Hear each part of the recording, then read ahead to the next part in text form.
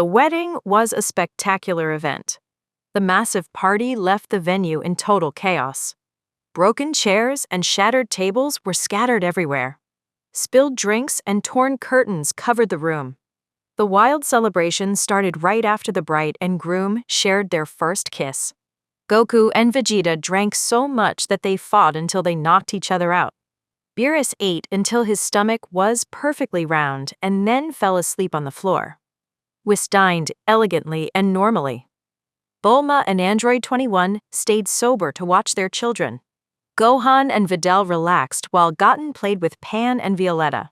The biggest shock of the night came from Chi-Chi. She got incredibly drunk and shared a kiss with Suno. The wild celebration lasted until the late afternoon of the next day. Everyone eventually returned to their homes to recover. Night fell on the Sun household. Violetta was staying at the house of Pan. Goku and his new wife were finally alone for their honeymoon. They needed some time to themselves for the special night. They went to a private beach and sat on the sand. They watched the moonlight reflect on the ocean water. Android 21 marveled at how far they had come since their violent first meeting. She could not believe they were married and had a 3-year-old daughter. Goku agreed and reminded her how badly she wanted to kill them back then. She admitted she lost because she did not know how to fight properly or use her powers. Goku agreed that her raw power was much higher than theirs. He noted that she left too many openings. He admitted they probably would not have won a second round back then. Android 21 noted that Goku and Vegeta had probably surpassed her power by now. She admitted that neglecting her training had taken a toll. Goku agreed that he and Vegeta had grown much stronger. He guessed that the strongest blue form of Vegeta was stronger than his maximum Kaioken. He thought Vegeta might even be stronger than her Majin state. Android 21 laughed and said Vegeta finally achieved his goal. Goku admitted that he could beat Vegeta with Ultra Instinct. He confessed he did not know how to trigger it again since the tournament. She hugged him and promised he would figure it out with more training. They returned home to spend the night together as husband and wife. The next afternoon, Goku woke up feeling completely exhausted. He noticed his wife was still fast asleep. He assumed she was just tired from the wedding and the long night. He decided to let her rest while he went to pick up Violetta from school. He brought his daughter home. Violetta ran into the bedroom and touched the shoulder of her mother. She excitedly talked about her day at school. Android 21 did not stir. Violetta asked her father if her mother was angry with her. Goku assured her she was just very tired. Goku realized something was wrong because she never slept this deeply. He told Violetta to get changed so they could visit Bulma. Goku sensed the energy of his wife. Her power level was perfectly stable. He dressed her in comfortable clothes since they had a wild night. He picked her up. Violetta held onto his leg and he teleported away. They arrived at a private island owned by the wealthy scientist. Bulma was relaxing with Vegeta and Beerus and Whis. Goku arrived with his sleeping wife and told Bulma they had a problem. Violetta happily ran over to play with Beerus. The god of destruction grumbled and told the child he was busy eating. Violetta ignored his complaints and asked to play again. Bulma asked Goku what was wrong. Goku explained that he could not wake his wife no matter what he tried. Bulma offered to run some medical tests back at the laboratory. Goku asked where everyone was going. Vegeta interrupted and said they had a bigger problem. Trunks had just called to report that rogue soldiers stole the Dragon Balls. The soldiers wore the armor of the Frieza Force. Goku was shocked to hear the name of the tyrant. Vegeta confirmed that Frieza was heading toward Earth with another massive power signature. Goku said he could not leave his sleeping wife and his daughter alone. Vegeta insisted the android was perfectly fine and just asleep. He told Goku they could fix it after they defeated Frieza. Bulma handed baby Bula to Beerus and told the god to babysit. Beerus angrily refused. Bulma ignored him and told the Saiyans it was time to go. Whis laughed at the miserable expression on the face of the destroyer. Beerus cursed at them as they boarded the ship. Beerus looked down at Violetta. She smiled brightly and asked to play. Inside the ship, Goku remained deeply worried about his wife. Vegeta told him to stop worrying because they had never seen a case of someone sleeping forever. Whis pointed out that Beerus often slept for decades but could be awakened. Bulma could not think of any medical reason. Whis asked if they knew anyone else who fell into deep slumbers that were impossible to break. Goku and Vegeta and Bulma realized the answer at the exact same time. Whis confirmed that Majin Buu was famous for sleeping months at a time. Bulma remembered that the android possessed the cells of Majin Buu. Whis concluded she had entered a Majin hibernation and would likely sleep for 2 whole months. Goku panicked because he did not know how to explain this to Violetta. Bulma sighed and said they would figure it out after they defeated Frieza. The ship landed and Frieza stepped out with 2 unknown Saiyans. The next day, Goku gently bathed his sleeping wife in their home. The battle against Broly had forced Goku and Vegeta to fuse into Gogeta to win. Goku dried her off and dressed her in fresh clothes. Violetta was deeply saddened because she did not understand why her mother would not wake up. Goku sat by the bed and held the hand of his wife. He whispered for her to wake up soon. Goku walked outside and found Vegeta waiting for him. Vegeta demanded they go train. Goku said he had to pick up Violetta from school first. Vegeta bragged that his power had grown immensely after fighting Broly. Goku smiled and said he also got much stronger. Bulma ran outside and interrupted them. She said Mr. Satan was begging for help. Someone was trying to kidnap the sleeping Majin Buu. Goku said he would handle it quickly so he could pick up his daughter. Vegeta insisted on going alone. Goku ignored him and teleported away. Vegeta grumbled that the hibernation was making Goku act too serious. Vegeta flew after him. Goku arrived at the mansion and found Mr. Satan aiming a gun at several galactic patrolmen. They were loading the sleeping Majin Buu onto a stretcher. Goku ordered them to stop. They ignored him, so he knocked them out quickly. Vegeta arrived just as a patrolman named Maris stepped forward. Maris fired a stun gun at the ground. Goku stepped back. Maris moved at an impossible speed and stunned Goku from behind. Vegeta was shocked by the speed. Vegeta charged forward, but Maris easily knocked him out as well. Maris apologized to Mr. Satan and loaded the unconscious Sedans onto his ship. Violetta waited patiently outside her school. Her father never arrived. Her teacher waited with her until the sun started to set. The teacher asked if she had any family nearby.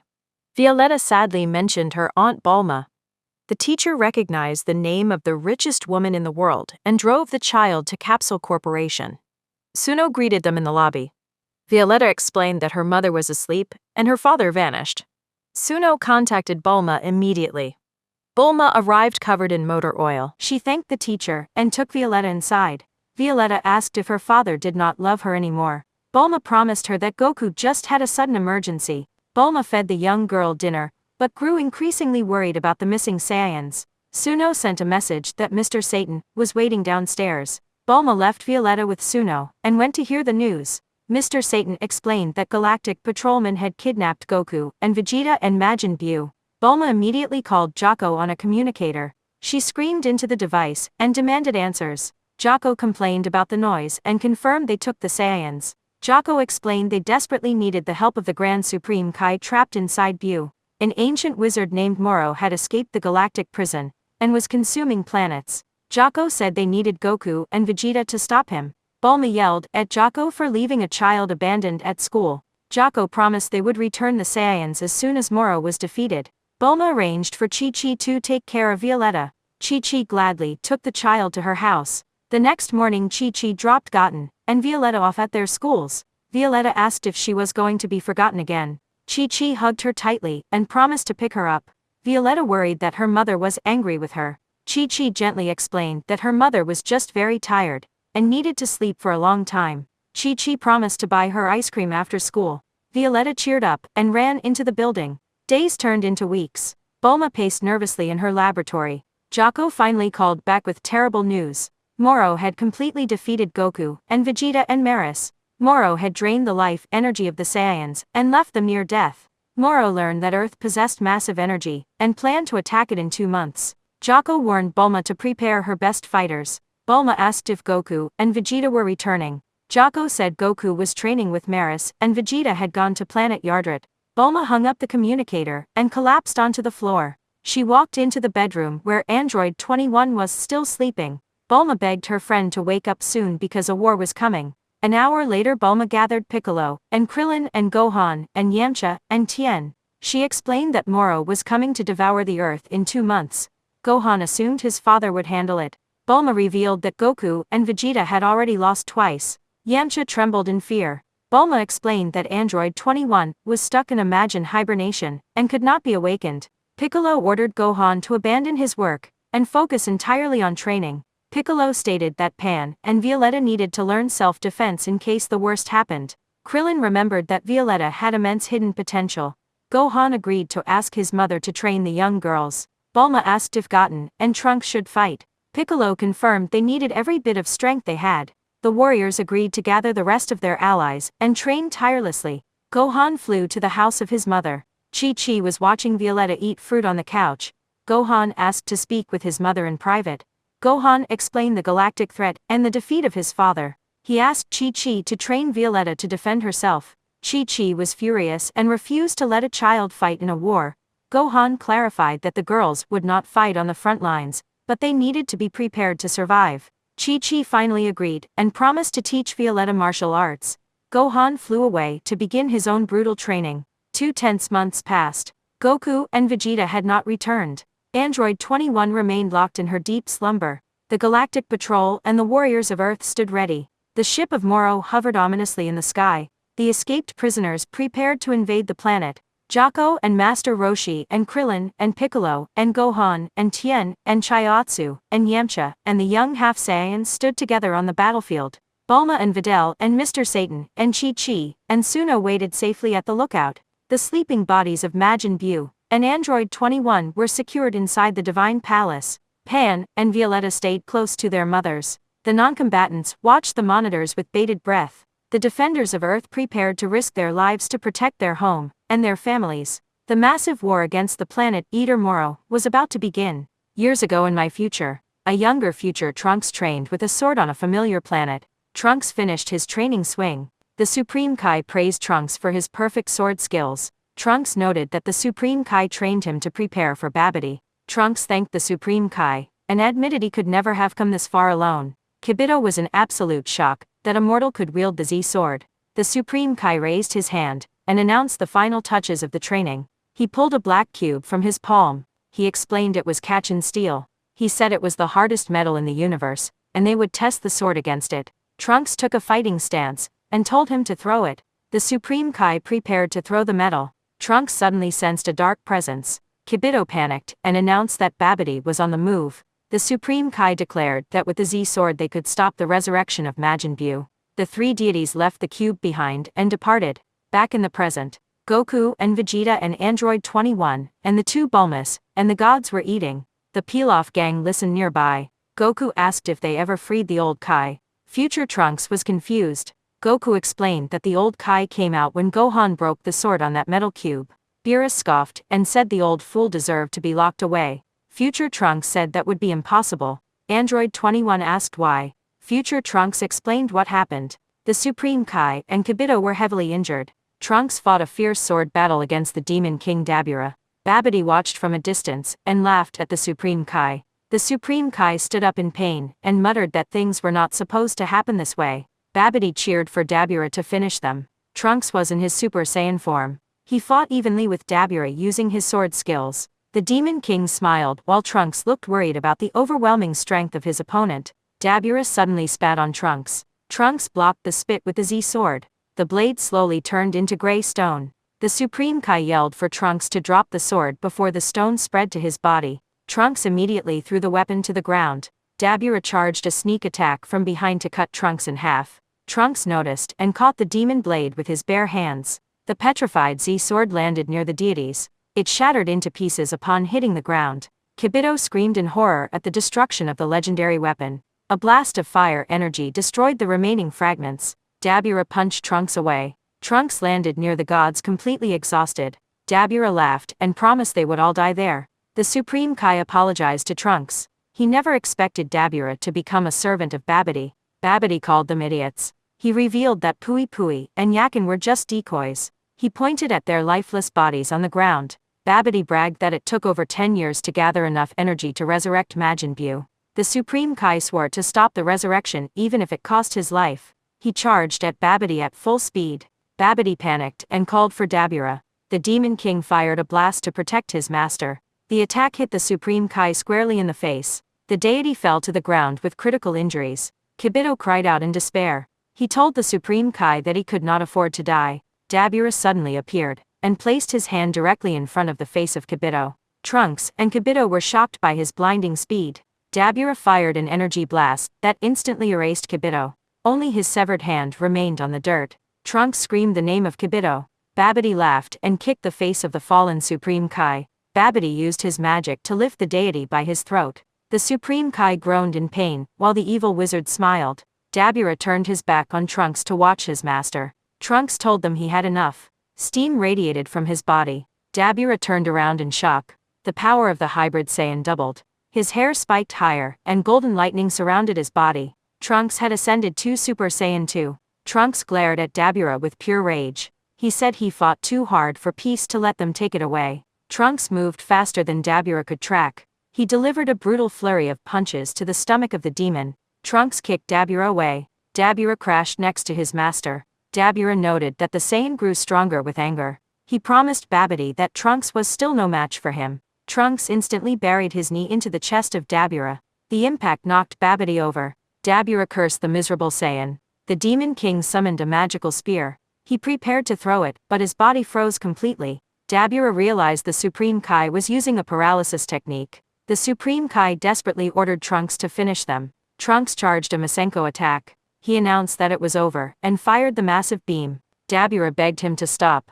The blast consumed Babidi and Dabura completely. The explosion left a massive crater filled with smoke. Trunks dropped back to his base form, and panted heavily. The threat was finally destroyed. The Supreme Kai fell to his knees. He smiled and said the universe was at peace again. He collapsed face first onto the ground, and died. Trunks screamed for the Supreme Kai. He explained to the group that the death of the Supreme Kai prevented the return of Majin Buu. He noted that this victory was only the beginning of a much worse nightmare. Hidden in the shadows, someone watched the scene with a sadistic smile. Black 21 laughed and praised the outcome. She noted that the death of the Supreme Kai meant Beerus the Destroyer was also dead.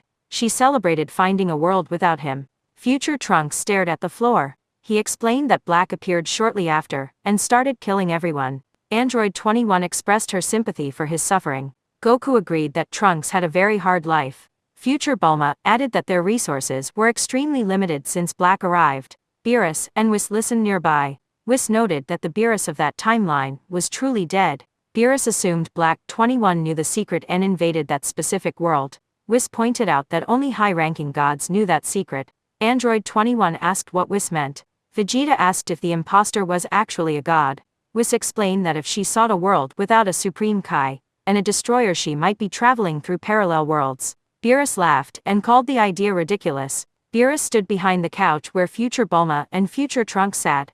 Beerus asked if their world truly had no god of destruction. Future Trunks confirmed this was his first time hearing about them. Future Bulma introduced herself properly to Beerus. Beerus noted she had far better manners than the Bulma of the present timeline. Present Bulma glared at the deity. Goku realized he forgot to introduce them. He pointed to Beerus and explained he was the god of destruction. He pointed to Whis and introduced him as an angel. Whis greeted Future Bulma and Trunks. Future Trunks bowed respectfully. Future Bulma complimented the dress of the angel. Whis laughed because present Bulma said the exact same thing when they first met. A young woman with black hair walked down the stairs. She looked around in total confusion. Future Trunks called out her name. It was Future Mai. Future Mai stared at Trunks. Future Bulma asked if she rested well. Pilaf whispered to Young Mai that this was her future self. Young Mai stared in awe at her older and prettier counterpart. Android 21 suggested they let Future Mai rest. She told the future visitors to catch up with each other.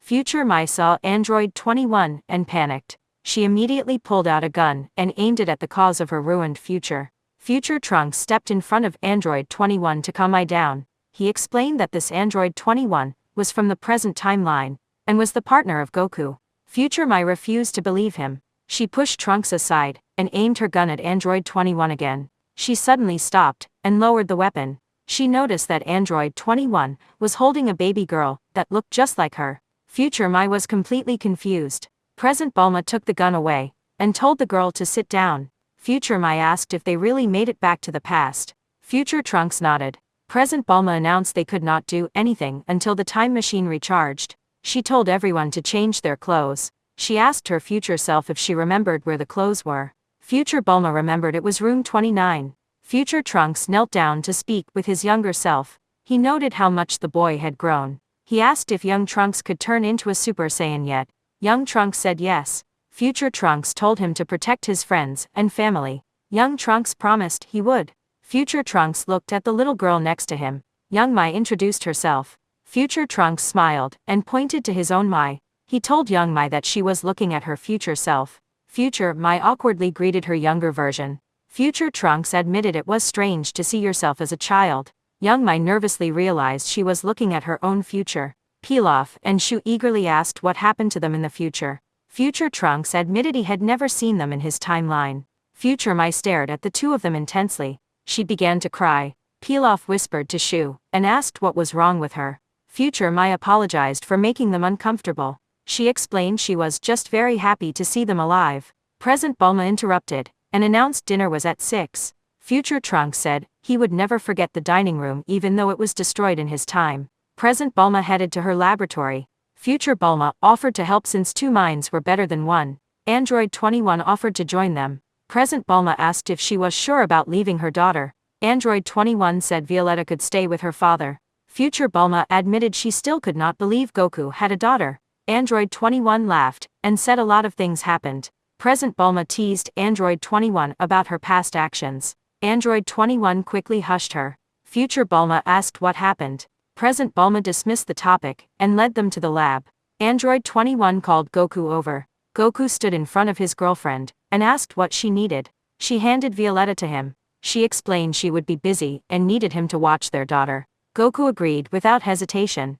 Vegeta laughed at the scene. He mocked Goku for being so easily dominated by his woman. Present Bulma reminded Vegeta that he was exactly the same way. Vegeta turned away and denied it. Present Bulma threatened to remind him about a certain day. Vegeta told her to shut up and admitted she was right. Future Bulma watched them with deep melancholy. She missed the moments she shared with her husband before he died over 30 years ago. In the future year 797, Black 21 searched for the energy of Trunks. She realized Trunks and the others had vanished completely. She looked up at the stars. She noted that the supreme Kais of the other universes were dead. She knew the destroyers were dead as well. She complained that Trunks was gone, and nobody was left to oppose her. She walked through the ruined building where the time machine had launched. She decided not to underestimate the stubbornness of a Saiyan. She flew away from the area. In the present timeline, Beerus and Whis stood at the entrance of the Capsule Corporation restaurant. The bouncer welcomed them. A small black cat tried to follow the deities inside. The bouncer picked up the cat and said animals were not allowed. Beerus walked over to the bouncer. He ordered the man to let the cat inside. The bouncer tried to apologize. Beerus summoned a sphere of destruction energy. He threatened the employee and repeated his order. The terrified bouncer dropped the cat. The cat ran inside. Beerus dismissed the sphere and smiled as he walked inside. Whis teased Beerus for his soft spot for cats. Beerus told him to be quiet. Everyone gathered around the dining tables. The Pilaf gang and young Trunks sat at one table. Beerus and Whis sat at another. The Brief's parents and the two Bulmas and the future visitors and Goku and Vegeta and Android 21 sat at a large table. Violetta slept peacefully next to them. The black cat climbed onto the shoulder of Dr. Brief. Dr. Brief fed the cat. Mrs. Brief was amazed that Trunks had traveled from the future. Future Trunks laughed nervously. Present Bulma asked if the food tasted good. Future Trunks smiled and said it reminded him of his childhood. Whis asked Beerus if he liked the soup. Beerus compared it to dragon vomit. Goku asked Future Trunks if he had any allies left. Android 21 asked if there were any gods from other planets. Future Trunks explained that Black 21 killed all the gods to clear her path. Whis confirmed that the supreme Kais of the other universes were dead. Beerus realized this was how his future self died. He worried that Black 21 might come to their timeline to do the same thing. Whis suggested they visit the Supreme Kai for clues. Beerus agreed they needed to ask about gods who might turn evil. Goku and Android 21 were surprised that a god could be evil. Vegeta promised to beat the fake version of the android into dust. In Universe 10, the Supreme Kai planet served as a battlefield. Kibito of Universe 7 sparred with a female warrior wearing similar Kai clothing. The woman dominated the fight. She pushed Kibito back with heavy strikes. Kibito recovered quickly. The woman took an elegant fighting stance. She charged at Kibito. Kibito used a telepathic attack to strike her face and knock her away. She skillfully countered with a telepathic blast that shattered the ground beneath Kibito. Kibito emerged from the smoke. The woman appeared right in front of him. She broke his guard with a heavy kick. They unleashed telepathic blasts at the same time. The woman outsmarted Kibito. She pulled him toward her and moved behind his guard. She prepared to end the fight with a strike to his spine. Gaosu yelled for them to stop. The woman halted her attack and helped Kibito stand up. The Supreme Kai of Universe 7 praised the apprentice of Gaosu. He could not believe her skill. Zamasu thanked Kibito and shook his hand. The Supreme Kai remembered that Zamasu used to be the North Kai of Universe 10. Gaosu explained she was training to become the next Supreme Kai. The Supreme Kai of Universe 7 praised her combat abilities. Gaosu sighed and admitted her personality was too harsh. Zamasu complimented the strength of Universe 7. Kibito laughed and praised the former North Kai. Zamasu mentioned she heard they defeated Majin Buu years ago. The Supreme Kai corrected her. He explained that Goku and his friends did most of the work. Zamasu asked who Goku was. The Supreme Kai described Goku as a pure-hearted Saiyan mortal. He added that a female mortal had surpassed Goku in power. He noted that both mortals were good people who helped the gods. Zamasu scoffed at the idea of a mortal holding power greater than the gods. Kibito agreed that mortals were usually pathetic. Zamasu suggested that unnecessary mortals should be eliminated immediately. Her harsh words shocked the visiting gods and disappointed Gaosu. The Supreme Kai of Universe 7 awkwardly agreed to maintain order. The visitors said their goodbyes and teleported away. Gaosu praised the martial arts of Zamasu. He warned her that she needed to improve her inner spirit.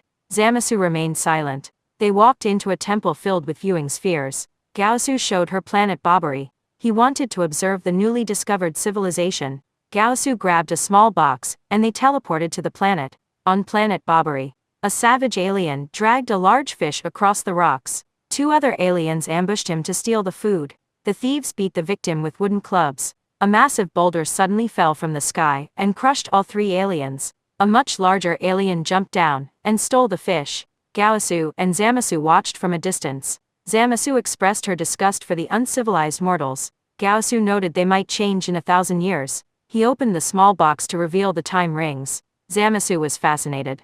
Gaosu explained they could only travel to the future and back. He warned her that traveling to the past was strictly forbidden. He pointed to 4 green rings in the box. He explained that changing history created alternate parallel worlds.